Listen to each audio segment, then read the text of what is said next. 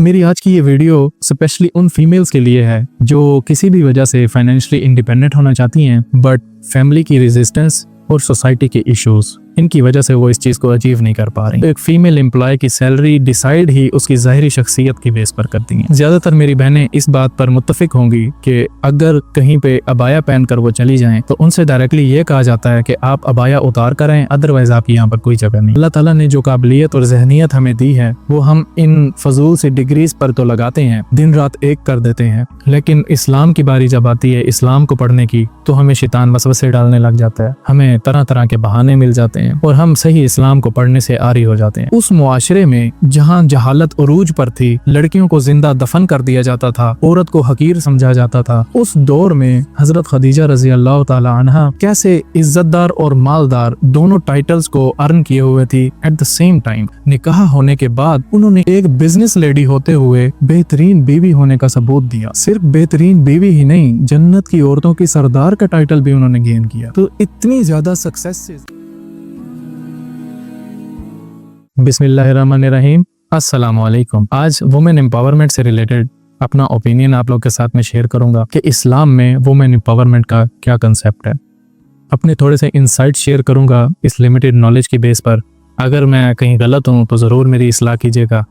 I would love to hear some feedback from you guys. Comment section में लाजमी मेरी इस्लाह कीजिएगा। और अगर आप मेरी बात से मुत्तफिक हों तो मेरी दरख्वास्त है आप लोगों से कि ज़रूर इस पर अमल करने की कोशिश कीजिएगा। तो मेरी आज की ये वीडियो स्पेशली उन फीमेल्स के लिए है जो किसी भी वजह से फाइनेंशियली इंडिपेंडेंट होना चाहती हैं बट फैमिली की रेजिस्टेंस और सोसाइटी के इश्यूज इनकी वजह से वो इस चीज़ को अचीव नहीं कर पा रही। अब मसला हमारी सोसाइटी में एक ये है कि हमारे most of the institutions, most of the work places और कंपनीज ऐसी हैं जो एक फीमेल एम्प्लॉय की सैलरी डिसाइड ही उसकी ज़ाहिरी शख्सियत की बेस पर करती हैं। ज़्यादातर मेरी बहनें इस बात पर मुत्तफिक होंगी कि अगर कहीं पे अबाया पहन कर वो चली जाएं तो उनसे डायरेक्टली ये कहा जाता है कि आप अबाया उतार कर आएं, अदरवाइज आपकी यहाँ पर कोई जगह नहीं। आपको काम करने दिया ही सिर्फ उस वक्त जाएगा जब आप अबाया के बगैर आएंगी। तो मुझे अफसोस होता है कि हम इस तरह की इस्लामिक सोसाइटी में रहते हैं।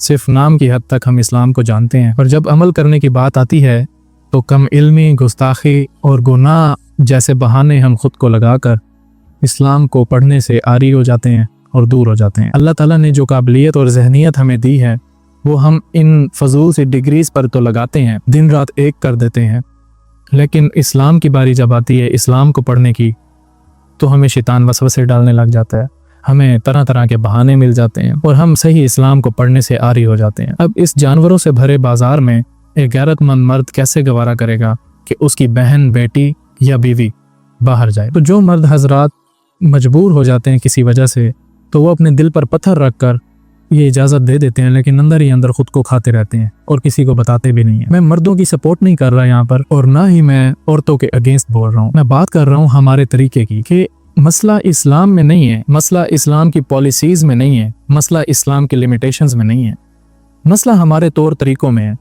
हमारे तरीके गलत हैं। इस्लाम तो वुमेन एम्पावरमेंट को और औरत की फाइनेंशियल इंडिपेंडेंस को काफ़ी ज़्यादा सपोर्ट करता है। इस्लाम औरत को जो इज़्ज़त देता है वो कोई और दुनिया का मजहब नहीं देता। मैं आपको एक एग्जांपल से समझाता हूँ, इंशाल्लाह आप लोगों को चीज़ें क्लियर हो जाएंगी इससे। अब हमें हज़रत खदीजा रज़ी अल्लाह ताला अन्हा के बारे में ये तो मालूम है कि वो नहायत इज़्ज़तदार और मालदार खातून थी, लेकिन हम कभी इस एंगल से इस चीज़ को नहीं देखते कि उस मुआशरे में जहाँ जहालत उरूज पर थी, लड़कियों को जिंदा दफन कर दिया जाता था, औरत को हकीर समझा जाता था, उस दौर में हज़रत खदीजा रज़ी अल्लाह ताला अन्हा कैसे इज्जतदार और मालदार दोनों टाइटल्स को अर्न किए हुए थी एट द सेम टाइम। आज हमारी सोसाइटी में अगर हम देखें तो ये इज्जतदार और मालदार, ये दो टाइटल्स सेम टाइम पर को एग्जिस्ट करना बहुत ही मुश्किल बात है। बहुत ही रेयर चांसेस होते हैं कि ये दो टाइटल्स किसी फीमेल के लिए एट द सेम टाइम को एग्जिस्ट करें। अब वजह क्या है?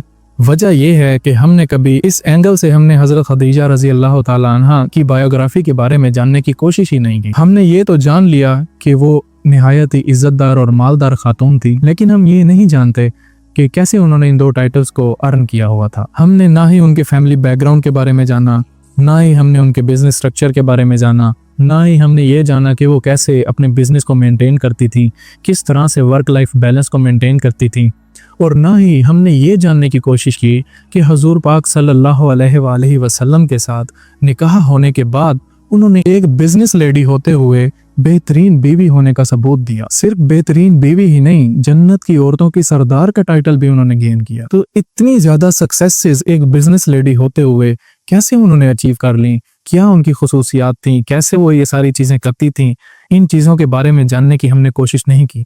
इसलिए हमें नहीं पता कि हमारे तरीके में क्या गलती है। तो मैं उम्मीद करता हूं कि आपको इस चीज की तलब पैदा हो चुकी होगी कि आप उनके बारे में जानें, उनके बारे में पढ़ें कि कैसे उन्होंने ये सब कुछ अचीव किया। इंशाल्लाह जब आप ढूंढने निकलेंगे तो आपको ऐसी बुक्स भी मिल जाएंगी जिसमें आपको ये सारी चीजें मिल जाएं और आपको अपना ये मकसद हासिल करने के लिए इस्लाम की तरफ से इतनी राहें खुलती हुई नजर आएंगी कि आप सोच भी नहीं सकते। तो आई होप कि अंडरस्टैंडिंग इस बात की क्लियर हो चुकी है कि मसला कहाँ पर है। तो अल्लाह ताला से दुआ है कि अल्लाह ताला हम सबको तौफीक दें सही इस्लाम पढ़ने, जानने और उस पर अमल करने की।